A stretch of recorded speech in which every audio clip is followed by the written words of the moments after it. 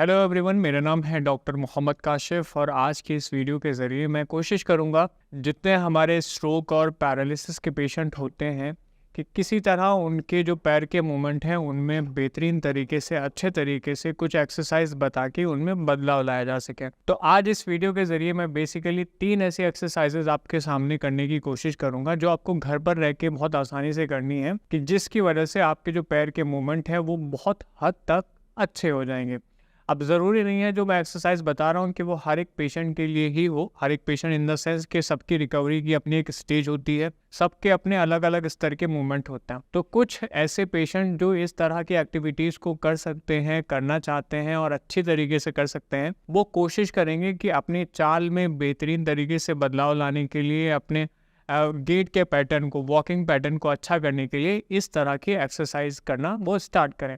अब उसमें जो सबसे पहली एक्सरसाइज है वो है आपका नी का एक्सटेंशन। नी का एक्सटेंशन में बेसिकली आपको क्या करना है, इस तरह से आप किसी चेयर के ऊपर बैठ जाएंगे। आप चेयर के ऊपर बैठ के मान लेते हैं कि मेरा जो दायां हिस्सा है वो स्ट्रोक यानी लकवे से ऐसे प्रभावित हुआ है। आप क्या करेंगे कि आप अपने पैर को इस तरह से आगे की तरफ ऊपर उठाना शुरू करेंगे।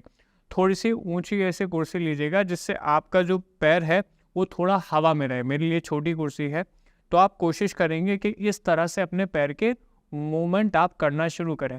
अब कुछ ऐसे पेशेंट होंगे जो शायद इतने अच्छे तरीके से नहीं कर पाए, तो वो कोशिश कर सकते हैं कि अपने पैर के पंजे में कोई रस्सी वगैरह बांध के तब वो मूवमेंट करना शुरू करें। तब वो दूसरे हाथ से, हाथ में अगर उतना अच्छा मूवमेंट ना हो तो खिंचाव देके इस तरह के अपने नी एक्सटेंशन को करना शुरू करें। नी एक्सटेंशन मतलब कि इस तरह से अपने पैर को, अपने घुटने को सीधा रखने की कोशिश करें। कुछ पेशेंट यहाँ अपने कोई तौलिया वगैरह रख के तब इस तरह के मूवमेंट कर सकते हैं, तो उनकी जो नी की मसल्स हैं, जो उनकी थाइस की मसल हैं, उसमें बहुत ज़्यादा स्ट्रेंथनिंग आएगी, मजबूती आएगी।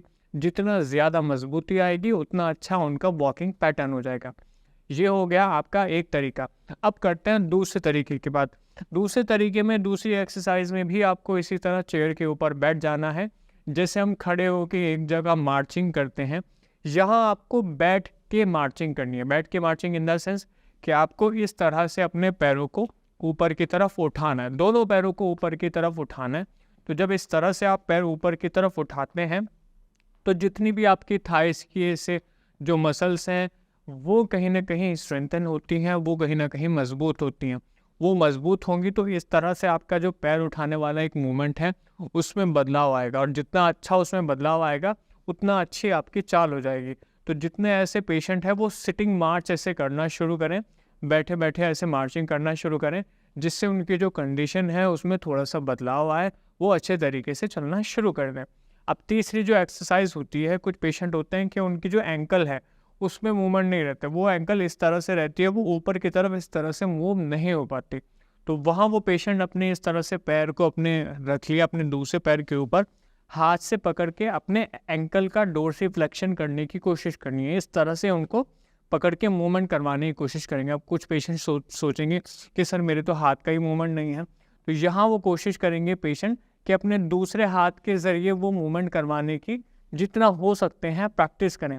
अपने आप को ट्रेन करना, बार बार रिपीटेशन करना, बार बार रिपीटेशन, यही चीज़ें जो हैं वो आपके मूवमेंट को बहुत ज़्यादा अच्छा करती हैं, बहुत ज़्यादा उसमें बदलाव लेके आती हैं। सो मैं समझता हूँ कि आज जो 3 एक्सरसाइज मैंने आपको बताई हैं, जितने पेशेंट ऐसे हैं जो इन एक्सरसाइज को, जो इन एक्टिविटी को कर सकते हैं, जितना बेहतर तरीके से हो सकता है उतनी एक्टिविटी करना शुरू करिए, ताकि आपका ब्रेन जो है वो दोबारा से आपके जो मूवमेंट के ऐसे पैटर्न हैं उनको रिलर्न करे, दोबारा से याद करे और उनको फिर अच्छे तरीके से करना शुरू करें।